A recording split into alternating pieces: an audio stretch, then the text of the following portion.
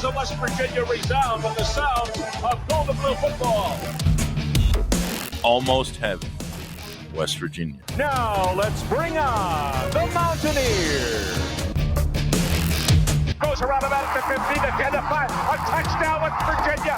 He did it. He did it. Patrick White. Touchdown, Tavon Austin. But Don Nehlen's Mountaineers enjoy walking in where angels feared to tread. I think you think that these guys are going to fall over dead for you.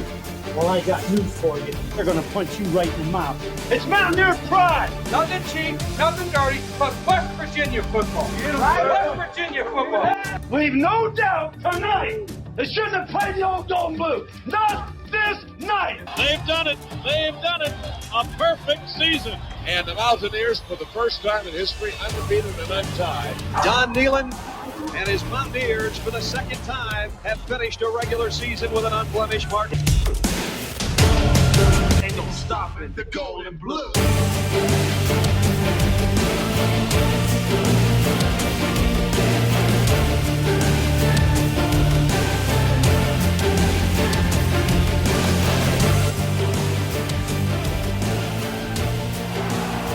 And now recorded from the CRW studios in Almost Heaven, West Virginia, it's the Country Roads webcast with your host, Jordan Cruz.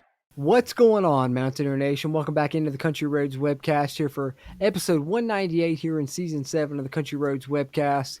Going to talk a little bye week here, some stat review, going to talk a little bit of revised season predictions as well after 4 games here in the 2024 season. Got a lot to talk about here, so let's get into it. And joining me to help me discuss this, of course, my 2 lovely co-hosts. We've got Bradley. Where? Oh, right.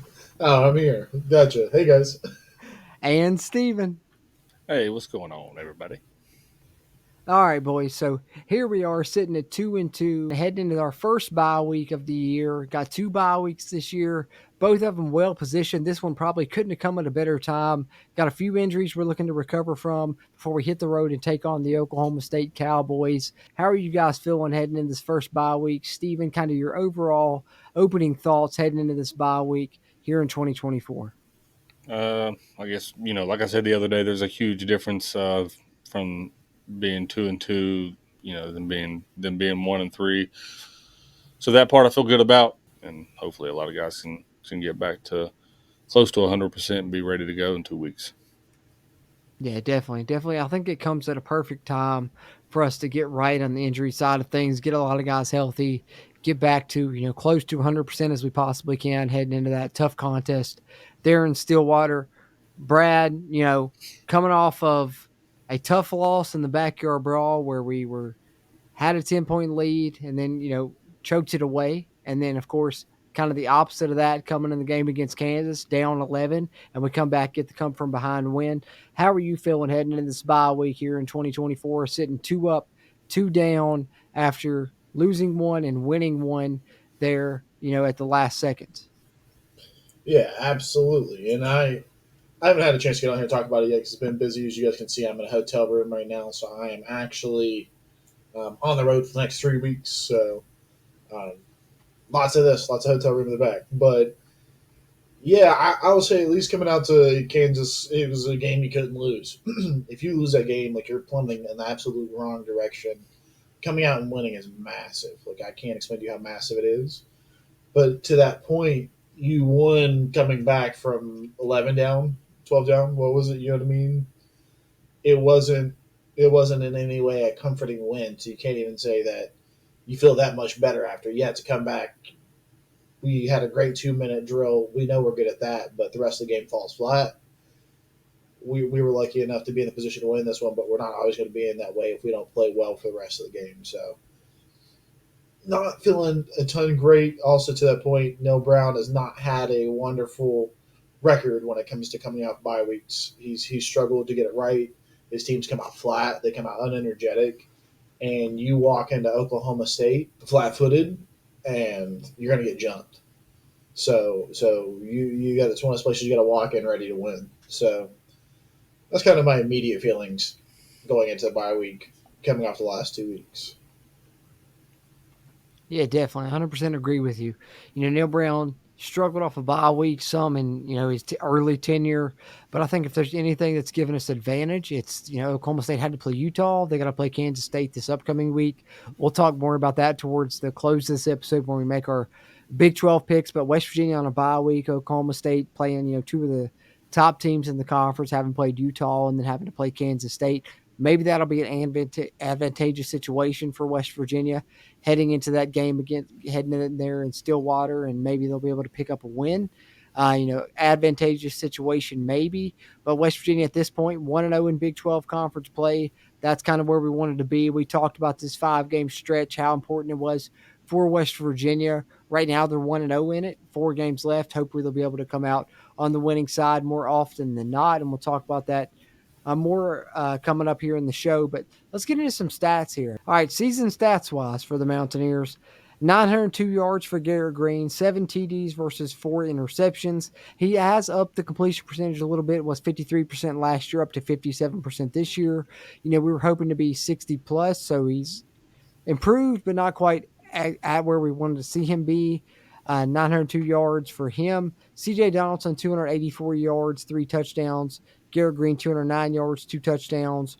Jaheim White, 194 yards and 3 touchdowns. Then we look at the receiving side of things. Hudson Clement really came on last game, and he now leads the Mountaineers in receiving in both yards and receptions. 14 receptions, 231 yards, and a touchdown. Traylon Ray, 165 yards. Cole Taylor, 133 yards and 2 touchdowns. 121 yards for Rodney Gallagher, playing both sides of the field there. And he, of course, had the big touchdown there in the last game. Game winner for his first career touchdown there. Jaden Bray, not quite where we thought he'd be. 2 catches, 88 yards. So he's been a big play threat, but hopefully we'll see him to continue to improve that here. When you look at these offensive stats for the Mountaineers, what really stands out to you, Steven, and what do you hope to see improve here in the last, 2/3 of the season? Well, one thing that really kind of jumps out to me is, they've, like we've said several times, they've tried to really make GG drop back and try to be a pocket passer, and he's only passed for 7 touchdowns, and he's, ran for, what is it, 3? How many did it say he ran for? I think it was 3. 2. 2. I thought it was 3. Yeah, but anyway, I don't know. I just think that's a glaring issue that we need to face when it comes to the offense. Is the coaches need to understand what GG does well and just let him do that. Of course, he said it in the post-game presser, Neil Brown did, that they want to run him more, but for whatever reason, what the defenses are throwing at him, it doesn't allow them to. So I don't know what changes throughout the game that makes it so much more adaptable for him to be able to do so. But I think as an offense, we need to figure out how to make that happen a lot more. But other than that, CJ's having a good year so far. And I'd like to brag about being somebody that predicted that.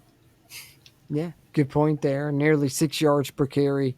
And, unfortunately, Jaheim White not quite having the year that I expected him to have thus far. But I think a lot of teams are really keen on the West Virginia run game and hope to see maybe, this past game against Kansas, where West Virginia was able to find some things downfield in the passing game. Maybe that helps open up the run game moving forward. But, Brad, when you look at the West Virginia offensive stats, what really stands out to you? What do you hope to see improve? And what do you think has been a standout thus far in the 2024 season? It's nice seeing Garrett Green's completion percentage raise up a little bit, and he kind of has been more consistent in those passes. And I think that his wide receivers have been getting Hudson Clement mostly. That dude's been a baller. Have been given his best looks I think that we've seen from wide receivers in a while. I don't think it's stellar, but I do think that it's been better play than what we've seen in a minute. But it feels like the normal offense. I think what mostly has stood out to me has been the amount of kind of like passing that Garrett's done. I think that he's kind of trying to take his game up to where he's trying to pass more to fit in more to the offense. And I think he's lost part of what made him special. I think that letting him be loose on his feet and, go out and make a play is something that hasn't happened as much this year. And I think that some of that has come from him trying to, stay inside the lines and make things work with his arm. So I think that as the season goes on, I think he's going to get more comfortable in that, which is only good for us. And I think that we're seeing the benefits of that now. I think as you saw him get more loosened up and in his element, he made those plays happen. But you also look at people like Cole Taylor. It seems like he's only getting the ball when it's big play time, and he'll just do it 3 or 4 plays in a row, big drive, big drive, big drive, and then he's just gone. And I don't know if it's because all of a sudden they're like, hey, there's somebody you got to focus on or somebody you don't got to focus on. But yeah, it just seemed like a real bit of a diluted Neil Brown offense. It's been slower, less explosive, less dynamic than what we saw last year for some reason. I can't put my thumb on that specifically. I think it's a lot of little things, but yeah, just a bit blah. Gosh, I can't agree more about the whole Cole Taylor thing. I remember thinking, as we went into the weather delay, um, first of all, the game felt like it was two different games, like the one before the weather delay and then the one afterwards. Yeah. But I remember going into the weather delay thinking, like, why can't we find Cole Taylor in the passing game? Where's he been today? And then as soon as they come back from the weather delay, I believe they hit him for a big chunk of yardage to set them up in the red zone, and then they hit him on the very next play or 2 plays later to score on a passing play to Cole Taylor. But I think he's been the common denominator when we've had our most success on offense as they start utilizing him a little bit more, and that's always been the case for as long as I can remember for West Virginia offenses. If we have a good tight end and we use them well, then our offense is usually successful. Yeah, I think he can definitely be a weapon for us moving forward. Look at those last 2 drives, really. He made the big plays when it counted most. And like you said, Stephen, there, I think we could afford to, account for him more throughout the game as a whole. But right there, when it mattered most, he made the big plays, catching the touchdown, catching the 2-point conversion, 11 catches on the year, 133 yards, and 2 touchdowns for Cole Taylor. Hopefully, we continue to see that increase. As we look at the Mountaineers here, offensive grades throughout the 2024 season. And when we look at the rush offense, West Virginia right there down to 11th, which is not something that we expected to see there. They have the 11th highest rush offense grade with a 75.2. But when we look at pass offense grades, West Virginia they're also at 11 with a 70.6 offensive grade there. Run blocking, West Virginia, they're third in the conference with a 75.0 grade. And then we flip over to the other side. We look at the defense. West Virginia, of course, has struggled in that area. They are 15th out of 16 teams in defensive grade with a 71.6. But the bright spot of that has been the run defense. West Virginia currently has the number 2 run defense in the Big 12, according to PFF, with an 89.4 grade. So they've really done a good job there in rushing defense. They've also done a decent job in pass rush defense, top half of the conference there with an 80.6 overall grade. Coverage has been the big down point for West Virginia. They ranked last in the Big 12 in coverage with a 45.2 grade. And so as we look at this, we've talked a little bit about offense. I think defense is the big area where the West Virginia Mountaineers need to improve here. As we look at the standouts here on the defensive side, I'll scroll down to that there. Anthony Wilson racking up a ton of tackles. Josiah Trotter racking up a ton of tackles. But I think it's the back half of that defense that really stands to improve a lot. We've brought in some new starters with Jacoby Spells and TJ Crandall in the previous game for the Mountaineers. But I think West Virginia, if they want to continue to have success, they're 1-0 in the Big 12 right now. But if they want to continue to compete in this conference, I think they've got to have some big improvements there on the back half of the defense. Wouldn't you agree there, Brad? Yeah, absolutely. It's the most obvious thing of our whole entire team, and it's been the most obvious thing for a couple of years that defensive back position just got to do something at this point. It's got to be something and anything.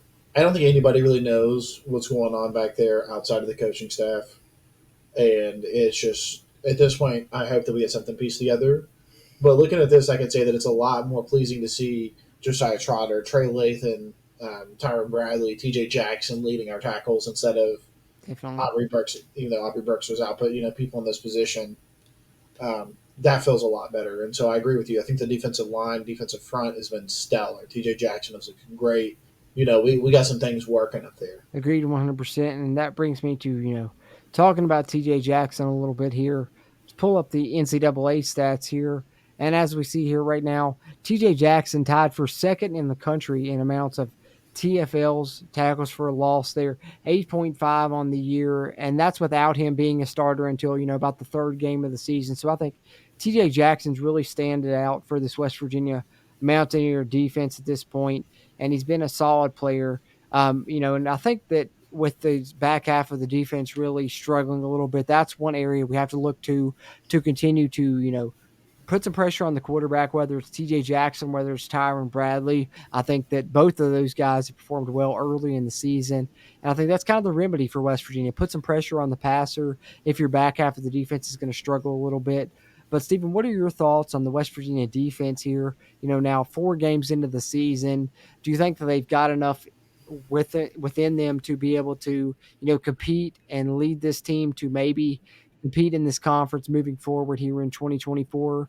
Or do you think that West Virginia's offense is going to have to be the catalyst if they want to compete moving forward here and be a competitor in the Big 12 conference? I think we have the capability of being successful on defense. And I think, even looking at the numbers, I think it proves it a little bit. If we can just figure it out on, with the safeties and the cornerbacks and figure out, the coverage, I think that it's not going to be a perfect defense by any means, but I think that it'd be good enough to at least compete in this conference going forward. But I think Tyron Bradley, just as much to me as T.J. Jackson has been effective on on each of the last couple of games he's played. Even though we weren't successful a couple of weeks ago, he still had he still made plays in that game. So. You know what I mean? Our linebacking core is solid. Our defensive line has proven to be solid as well. I think that if we can just figure it out and be on the linebackers in the secondary, then yes, I do think that we could be successful. But with all that being said, I just don't know if I hate to keep harping on the guy, but I really don't think that they're going to be successful with Jordan Leslie as their coordinator. He hasn't been able to figure out any type of adjustments and any type of anything in the secondary since Jamal Adai left. So that doesn't really give me any kind of confidence going forward for those guys. But I think we have the talent back there to do so if we could get some of those things figured out. But that's just a big if for me. Especially, I do think, as much as negative, I guess, as I may have seemed on them, I think that the way that Kansas game ended, I really think that could be a catapult on going forward on how your offense operates. They really seem to, in the later moments of that game, really reminded me of how they operated in the bowl game last year against UNC when we talked about how impressive that offense looked throughout the entirety of that game. So hopefully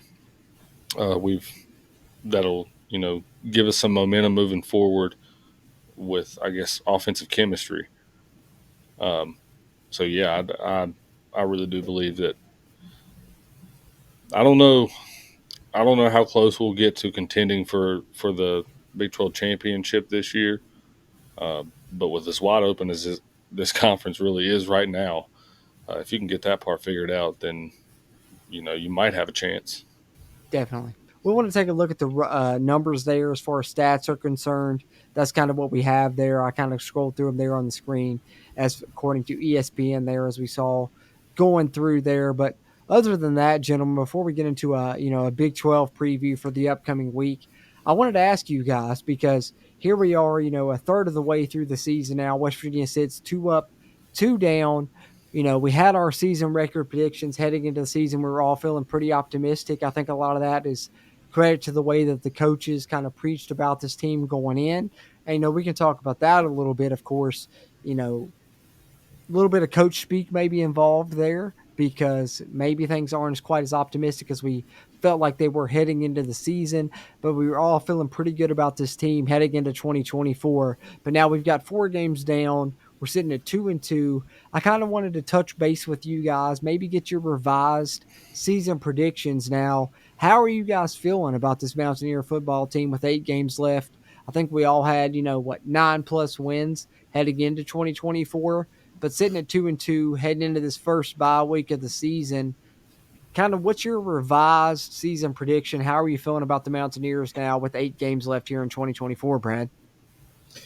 Yeah, I think going to this point, I had us 3-1. I had us losing Penn State anyway. Never would have imagined we would have lost to Pitt, but maybe they're better than we thought they were. But we are definitely to this point um, not as good of a football team as I thought we were going to be walking into this season. So definitely a bit more pessimistic. To that point, I think the Big 12 is still open. I think that people at the top have shown that they might not be at the top, and people at the bottom have shown maybe they don't deserve to be at the bottom. Everybody's got their own 14th story. So I think that we've still got a chance. And I think all the talent in the world is in this team, and we've always believed that. We've always believed in this team. And so, our frustrations come from, the talent not being used, and, keep on saying it every year. And you could say that this is year 6, you can say that this is year 3, you could say that this is year 0. We got a talented team, and there's no more excuses. So we've got to start getting up and getting ready to play games, and we've got to coach them perfectly, find margins. But I think that we should got every chance in the world to run the table in the Big 12 if we get our mojo back together. Why not us? Why not have your moment where you get together and kind of tune things up as you go along? But that would be special. That would be spectacular. That would be doing something monumental. Can you go undefeated for the rest of your season? Can you win out the Big 12? Having shown what you've shown so far this year, that's asking a lot. So I don't expect you to do that. Bowl games a must. 8 wins, 9 wins, I think is still what we should expect from this team with all the talent that they have and everything that they've got going on. If you can't get a defense together to get 8, 9 wins with the offense and the talent and the seniority that you have, um, you got to make some permanent changes. You got to at least get to that point with what you got. Agreed. I think that we were all feeling, pretty good heading into this season. Neil Brown even mentioned, in some press conferences heading into the season that they were looking to take this from a 9-win team to a 10 or 11-win team, which I think kind of factors into our optimism, us putting on the, gold and blue glasses heading into the season with our predictions. But, I'm right there with you. I think that at this point, you got to at least get to a bowl game, maybe get a win in the bowl game. And I'm thinking, 7-5, 8-4 at this point versus my 10-2 preseason prediction. But Steven, how are you feeling now? I know heading into the the Kansas Jayhawks game, we were both feeling pretty pessimistic.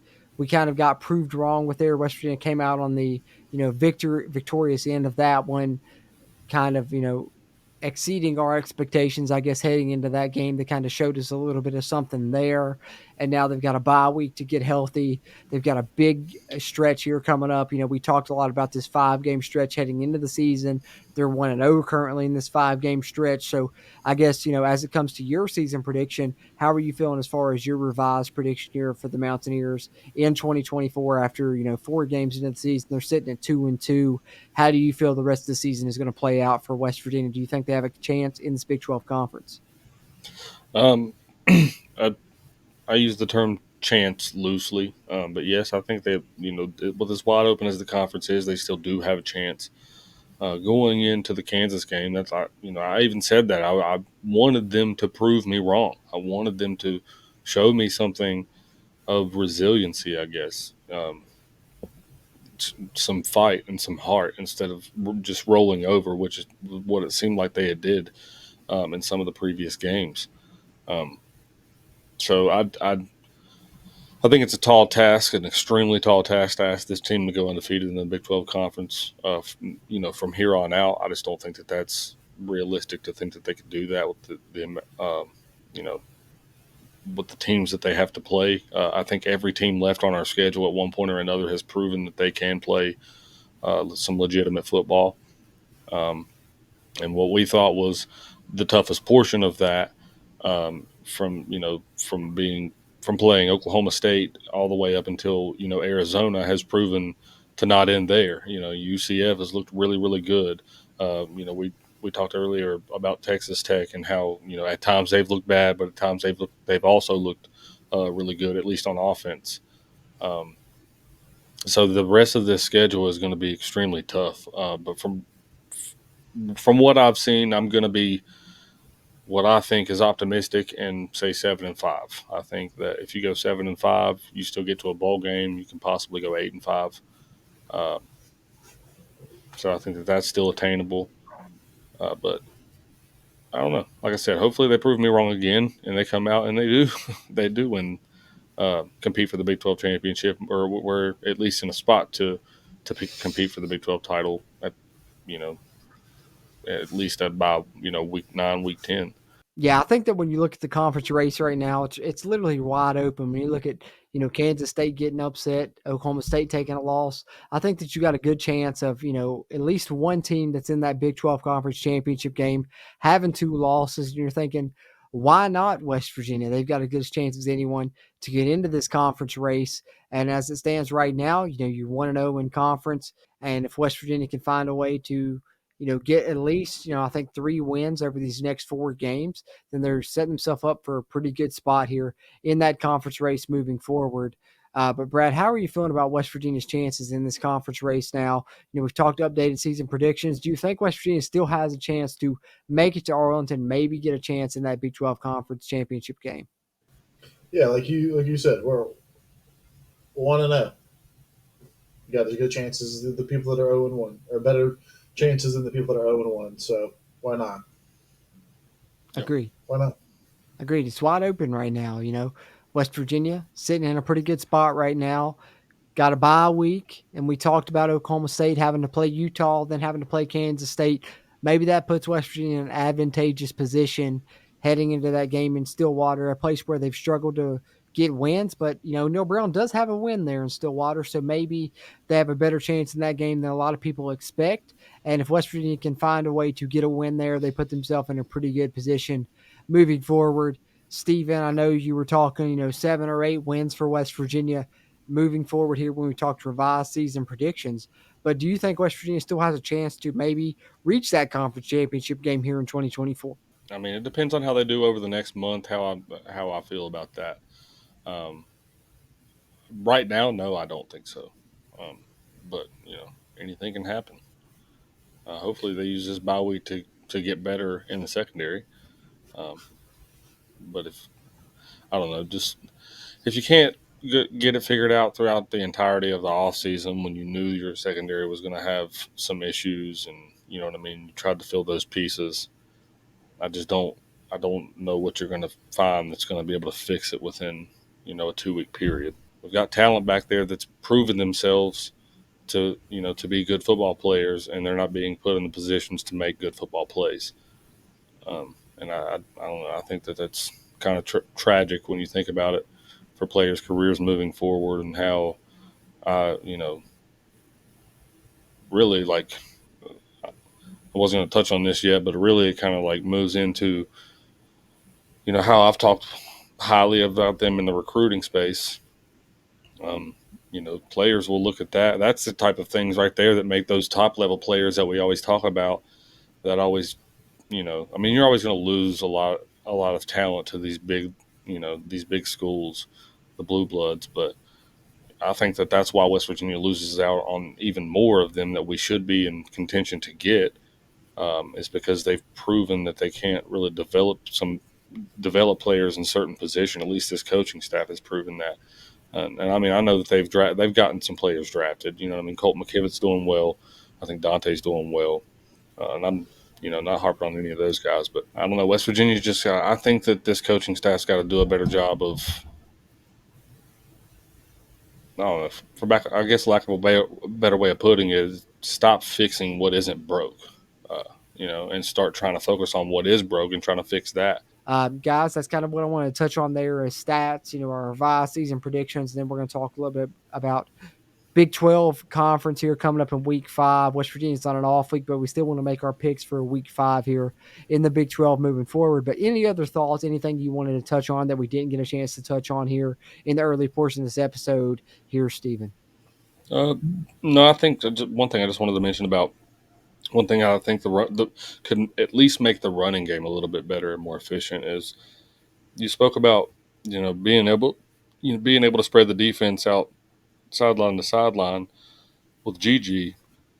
For the life of me, I can't figure out why we're running we're running CJ to the outside and Jaheim up the middle when it should be the other way around. And I think that's why, that kind of role reversal that you've seen is a lot of the reason why that you're not seeing success, I guess, in the running game like we really want to or should be seeing.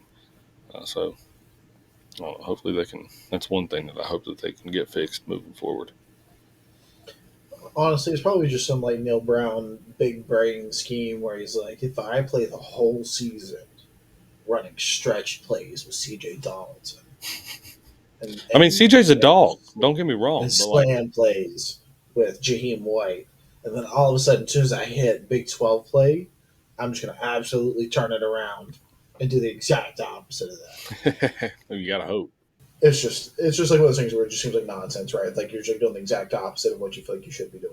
But West Virginia's run game, either way you look at it, needs to improve moving forward because a lot of teams have been keying on that. But if West Virginia can't get that going, it's going to be tough to succeed moving forward here. But heading into this off week, West Virginia in a good position, 1-0 in Big 12 conference play. That's all we could ask for. Like we talked about, in the Kansas review, I think 2-2 a lot better than 1-3, and of course 1-0 in the Big 12 a lot better than 0-1 heading into this off week. But if you personally don't want to have an off week, there's one thing that can help you from ever having an off week, and that's Magic Mind, guys. Magic Mind will keep you on at all times here, no matter what season of your life that you're in. Magic Mind will keep you focused, will give you that mental clarity, will reduce your anxiety, will continue to, have that mental focus that you need and everything involved in with that. Not only is it good for you, but it's good for others as well. As any purchase that you make of Magic Mind, they donate to mental health charities. You get the 100% money back guarantee within 100 days of your purchase.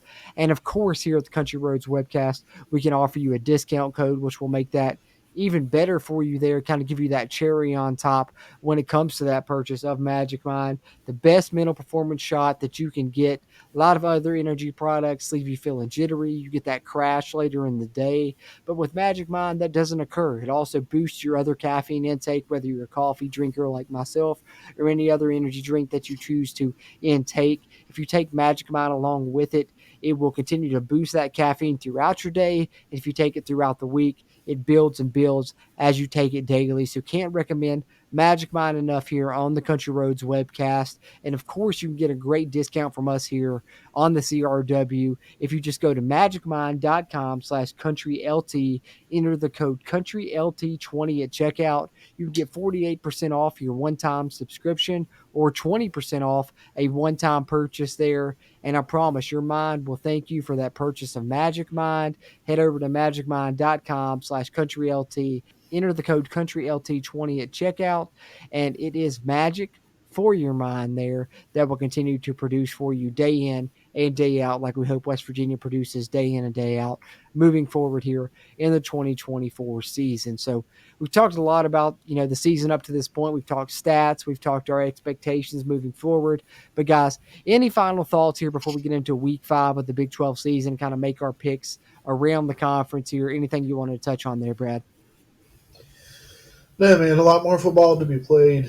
We got a week without Mountaineers, so.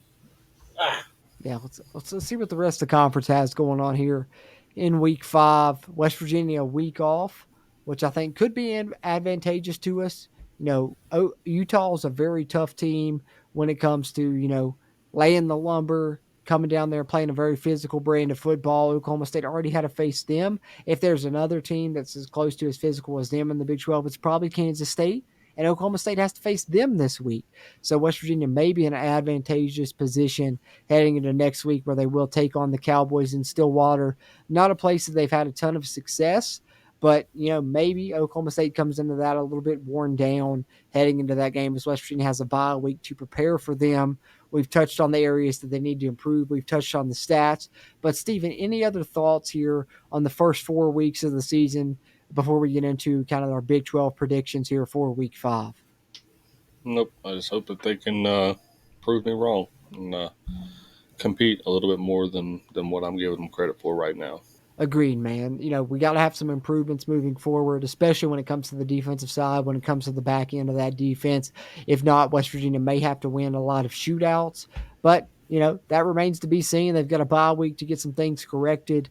They proved here in this game against Kansas that they're willing to make, some changes, whether it be the starting personnel or the way that they're scheming things up, and even the coaches with Jordan Leslie moving to the press box. Hopefully that proves to be advantageous moving forward as well for the Mountaineers. But definitely some improvements to be made in this 2024 season if they want to have a chance to compete in this Big 12 conference, which seems wide open. But as we touch on that Big 12 conference, there are still some games going on here in Week 5. Even though the Mountaineers are off, we got a lot of games, interconference matchups here going on. So let's make our picks here, gentlemen. Let's get into our Around the Big 12 segment here in Week 5, and let's make our picks here for Week 5 in the Big 12 slate.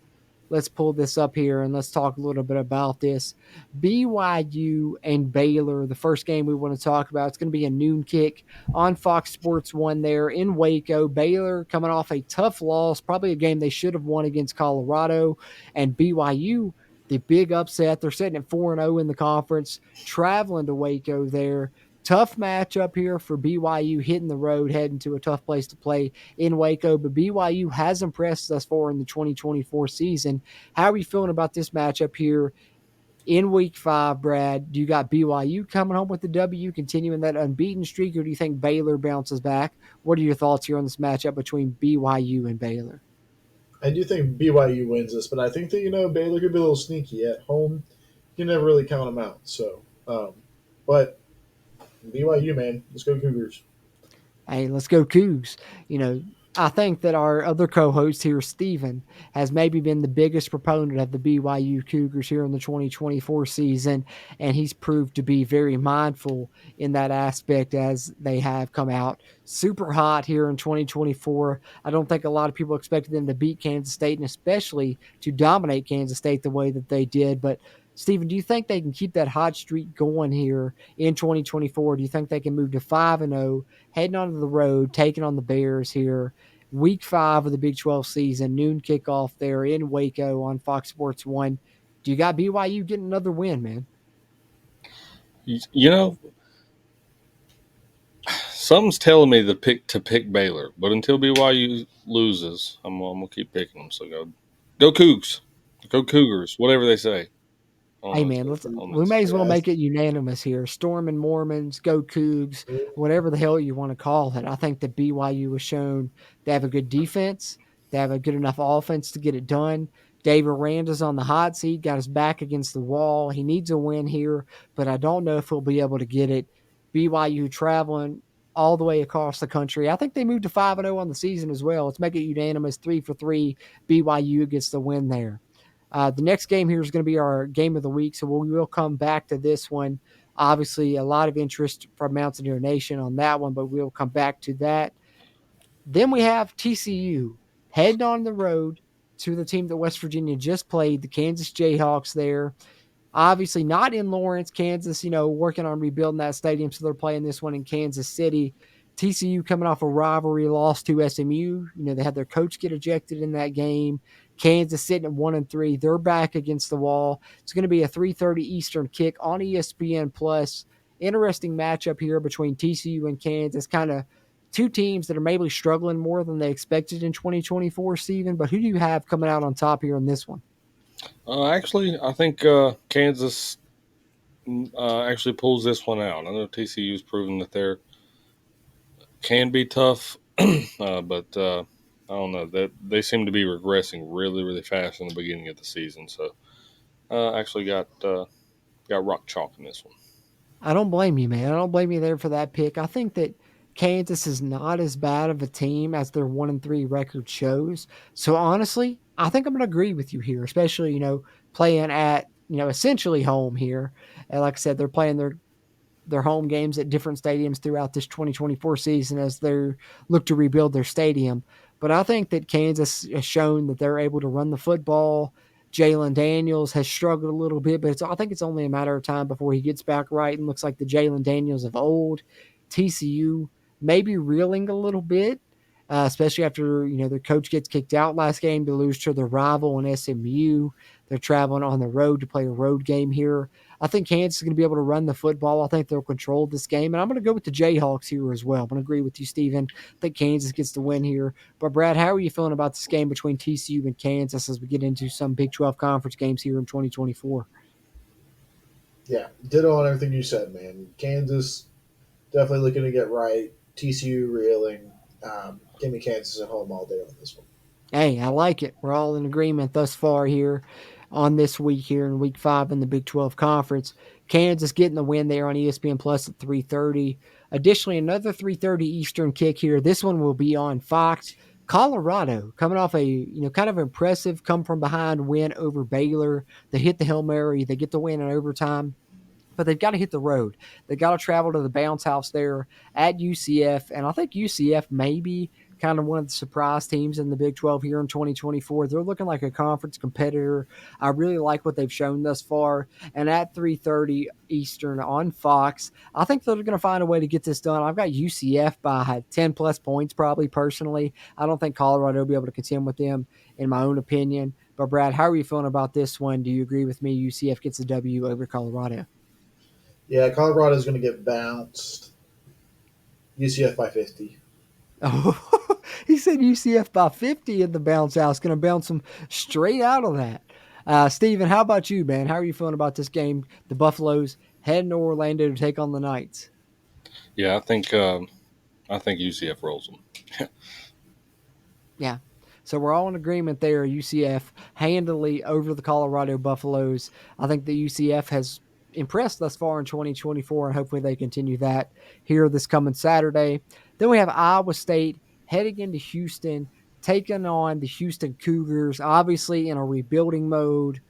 Willie Fritz, I think he's a good coach, but kind of got a bigger cupboard there that Dana Holgorsen left him, and Houston may be looking like the worst team in the Big 12 this upcoming season, unfortunately, whereas Iowa State looks like a competitor within this conference. Rocco Becht looks good. Noel at receiver looks good. They have a formidable offense, and we know that John Haycock always has a formidable defense as well. Heading into Houston there, 7 o'clock Eastern time kick there on Fox Sports 1. Steven, who do you have coming out on top here? Iowa State on the road at Houston. Yeah, I like Rocco Becht and the Cyclones. I'm going to take Iowa State. Good pick there. Can't say I disagree with you, man. I think Iowa State has cruised thus far through the 2024 season, and I see no signs of stopping here against Houston. I'm going to roll with Iowa State as well. Brad, what about you, my friend? Yeah, for sure. Going to keep it with Iowa State. Houston, I feel bad for you. If anybody can relate what it's like to be a football program after Dana Holgorsen was your head coach, it's us. So, Facts. Feel for y'all. You got the world is your oyster ahead of you. I'm glad Dana Holgorsen's gone. Couldn't agree more with you there on that one. So we're all unanimous there on that one as well. And then we got an interesting matchup here, 8 o'clock Eastern on ESPN2. Cincinnati heads into Lubbock. The Red Raiders seem like a completely different team there under Joey McGuire at home versus when they play on the road. So at home here, got to think they have a better chance. But Cincinnati, I think looks like a much improved football club here in 2024. So it's an interesting matchup as the Bearcats head into Lubbock there to take on the Red Raiders. Brad, what do you think comes out as the outcome here as Cincinnati travels there to take on Texas Tech on ESPN2 at 8 o'clock Eastern? Yeah, I think Cincinnati's going to get lost. So they're going to be looking around like, oh, I'm out in Texas. I'm out in Lubbock. Where is that? It's out in the middle of nowhere, Texas. Cincinnati is where it is. Welcome to it. I think Texas Tech scorches by them. I think Cincinnati wants to go home by the third quarter, and Texas Tech's going to have a fun, rowdy out atmosphere at 7 p.m. night game. Yeah, give me the Red Raiders all day on this one. Yeah, tough place to play there in Lubbock, but not so fast, my friend. Not so fast. Ooh. I think that Cincinnati, like I said, they seem much improved here in 2024. Texas Tech has bounced back from the early season struggles. I'll give them that. And as I said earlier, they do play better at home. But I think Cincinnati, They're maybe coming into their own there with that front line defensively now that Dante Corleone is back. I think they'll be able to stop Texas Tech's run game a little bit with Taj Brooks there. And hopefully, if they're able to do that, make Texas Tech one-dimensional, force them to throw it through the air. They can get some stops. I like Sorsby on offense. I like Kiner on offense. I like Henderson out there at receiver. I think Cincinnati squeaks out a win. It'll be a close football game there in Lubbock, but I'm going with the Bearcats. Stephen, what about you in this conference matchup? Yeah, I actually like the Bearcats in this one too. I'm going to take Cincinnati. Okay. So me and Stephen both taking Cincinnati. Bradley going with the Red Raiders. We'll see how that one pans out. Which brings us to the late kick here in the Big 12 in Week 5. 2 new conference members here to the Big 12, Arizona and Utah. Utah finds a way to get the win over Oklahoma State last week, as we talked about in our Kansas review episode. No Cameron Rising, but their defense really performed well. Their running game really performed well. Now they're back at home for a 10:15 Eastern time kickoff. They're on ESPN. They welcome in Arizona. These two teams a little bit more familiar with each other, obviously having played in the Pac-12 conference. Now they're playing as Big 12 conference members. Arizona traveling there to Salt Lake. Stephen, how do you think this one pans out? I hate to do it, but I'm gonna pick Utah this week. How dare you? I hate to do it. Gotta go with the gut feeling. I don't blame you, man. I don't blame you. No Utah, other reason. As much as we've hated on them early in the season, and especially their fans, how they've come into this thing and they're going to run the Big 12, their defense really did show me something. No, it's still F them. It's still F those guys. I 100% agree with you. 100% agree with you. 100%. They remind me, you know what I said this to my papa the other day. You know who they remind me of? They're like the Western version of Florida State to me. They even do like a different rendition of like a Native American like war chant. Yeah. Which like that part's actually kind of cool. I'm not gonna lie, but that's who they remind me of. So that's why that and their fans are just like Florida State 2.0. Yeah, I could see that 100%. I could see that. But, as much as I hate on Utah, they do kind of have this thing where they're like, buckle your chin straps. We're going to come at you full force. We're going to play a physical brand of football, which, as bad as I hate their fans and how they thought they were going to come into the Big 12 and dominate, I really do like that physical aspect of their gameplay. But I'm still picking Arizona because I'm just hoping to be, a little bit of wishful thinking, maybe, manifest destiny, have Arizona go in there and pick up an upset. Maybe Fafita and McMillan get it going against that Utah defense and get the win. Hoping against hope here, but I'm going to go with Arizona just for that reason alone. I just refuse to pick Utah, man. I just can't bring myself to do it in this week. So I'm going to go with Arizona, getting the upset there on the road in Salt Lake. Brad, what about you, my friend? Yeah, I was on the fence too until after seeing the way Jordan yelled at Steven, so I'll go with Arizona. That's right, because I would yell at you as well. How dare you? I would yell at you as well. I will yell at anyone that picks Utah on this show. We refuse to respect the W because their fans are let's just call it how it is. Their fans are grade A, top of the line douchebags. Yep. Calls them how I sees them. Call it how we see it. And they don't even play us this year. And I've seen them all on these messaging boards, like talking pure dog shit about West Virginia whenever we lost. So yeah, it's just not right. We respect the BYU fan base, but the Utah fan base, no, can't do it. No, thank you. And then the Utah fans talk about BYU fans like they're the worst people in the world. I'm like, have you met them? Like, they might not be the nicest people to you guys, but like, have you met yourselves? Did you hear what Avery Johnson said after that game? Avery Johnson said that, the BYU fans were really like almost, it's like a weird atmosphere because they're almost like complimentary despite the fact of being rabid. Buddy, did you hear what the BYU fans did? No. So there's apparently an organization that Avery Johnson had pledged to donate a certain amount of money for every touchdown that he scored. Long story short, he didn't score one. But the BYU fans matched his contribution and even tripled it to the organization that he was going to donate to after the game. how can you hate on something like that? That's cool, and that's not the first That's time they've incredible. done that. It was apparently like a long list of like situations that the BYU fans have shown up and like shown out and events like that. I think that's the coolest thing ever. Just another reason to love the BYU fan base if we don't have enough already. Yep. Yeah, I'm picking Utah. Go Wildcats. Hey, go Wildcats. That's right. That's right. I respect that. I respect that. Which brings us to our final game here in week 5, our game of the week here on the CRW, Oklahoma State and Kansas State, which obviously has a lot of implications for Mountaineer Nation. Play Oklahoma State in a couple of weeks, play Kansas State, 2 weeks after that. Oklahoma State on the road, Kansas State comes into Morgantown. But both these teams need to win. Oklahoma State coming off a loss to Utah, who we just talked about. Kansas State coming off an upset loss to BYU. This game takes place in Manhattan at noon on ESPN. I'll certainly be tuned into this one. But the Cowboys traveling to take on the Wildcats, Brad. This is an interesting matchup right here. 2 top 25 teams. Obviously, West Virginia going to take on one of them in a couple of weeks. But who do you think comes on top here between Oklahoma State and Kansas State? It's going to be a fun one. It's going to be a fun one to watch. It's going to be two good offenses, two good defenses, just two solid teams all the way around. But brother, give me Gundy. I just believe in him. I believe in what they do. I think Kansas State's a good team, but I think Oklahoma State's looking to get it right. Yeah, I'm right there with you, man, because, going into the season, I had Kansas State as my kind of favorite to win the conference, had them play in the Mountaineers in the conference championship game. But I think, for our purposes, as far as Mountaineer Nation is concerned, I don't want Oklahoma State to come into our game next week with 2 straight losses. So maybe it's another little bit of me trying to manifest something here, but I'm going to go with Oklahoma State as well. Like you said, never bet against Gundy.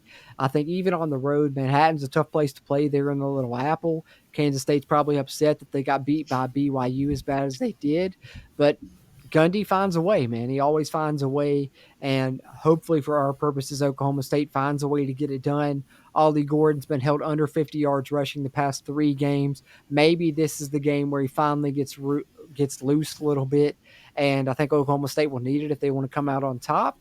Kansas State's probably going to be the favorite, but Gundy's a guy, man. You can't ever bet against him, so I'm going with the Cowboys. Steven, what about you? Yeah, I'm picking State. You're picking State? Which state? No, I'm rocking with. I'm going to go with Oklahoma State. I still think that they're very much the leading contender to win the conference this year, and they're going to be the team to beat. So hopefully West Virginia can come out and prove me wrong on that in a couple of weeks and get a win out there. But yeah, I got to rock with the Cowboys.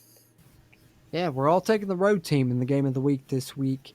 And hopefully Oklahoma State gets it done over the Wildcats as West Virginia heads into Stillwater to take them on in a couple of weeks. But that's what we got here as far as the Round the Big 12 segment is concerned here in week 5. That's our picks here. This week, as we look at that slate here, West Virginia is off, but there's a lot of fun games around the conference going on this week. So having said that, gentlemen, we've done some stat review. We've talked a little bit about our kind of revised season predictions, and of course took a look around the Big 12. Any final thoughts here as we get set to wrap up episode 198, Stephen?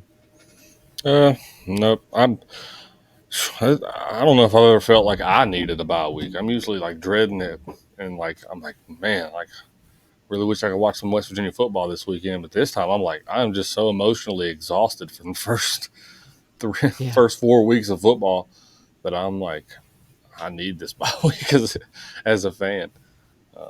So yeah. Yeah, owe to be other fans to have not 2 FBS Power 5 programs in your first 3 games.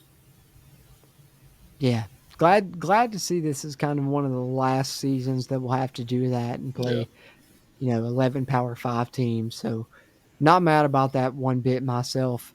West Virginia needed this bye week, and I think that's one thing.